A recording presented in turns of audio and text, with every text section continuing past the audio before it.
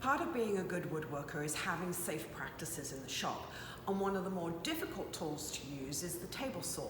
So let's take a look at how to use it. One of the first things that you need to do is to prepare your stock. You don't want to take any piece of wood to the table saw that hasn't at least had one face and one edge jointed. That way, it'll stay nice and stable as you pass it across the blade. Once your wood is milled, you can then start cutting it. In this video, we're going to show you how to make a rip cut, and that means cutting along the length of the piece of wood. The first step, which is true for many different types of cuts that you make on the table saw, is to set the blade height.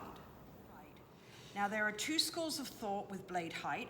One is that the blade should be just passing the surface of the wood. The other school of thought is that the gullets of the blade should pass the surface of the wood. Both of them are correct. It just depends on which particular situation you're in. The safer choice is just to have the tips of the blade passing the surface. If you have a wood that burns a lot or that is particularly thick or dense, then you might want to consider raising that blade up a little bit more. The next step is the left to right, and by that we mean the fence.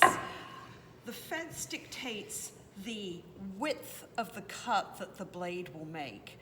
So any place that you set the fence is going to control how wide a piece of wood that you're going to cut.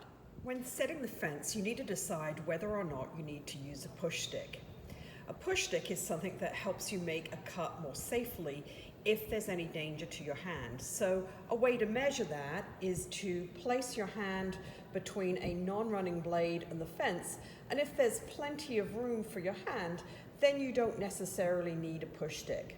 But if it's tight, or if you can't get your hand into that space, then that's the opportunity to bring into play a push stick.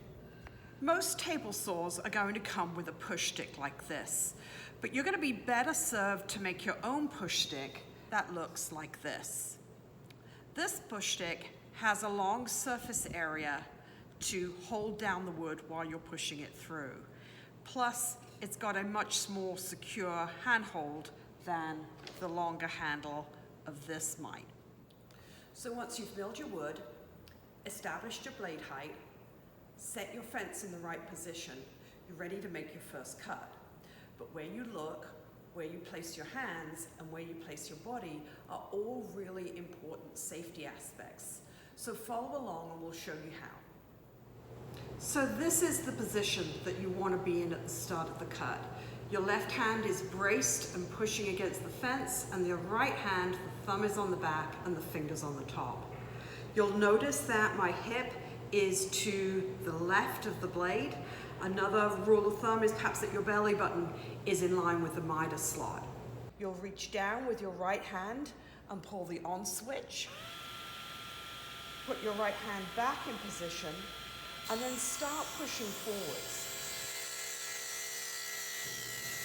As you push through the cut, the knuckles of your right hand are going to be twisting or trying to torque that top leading corner in towards the fence and away from the blade. Notice how your left hand stays completely still. It doesn't move from the spot that you first loaded it in. When you're past the end of the throat plate, you're going to bring your right hand around out of the way of the blade and reach down with your right hand and turn it off.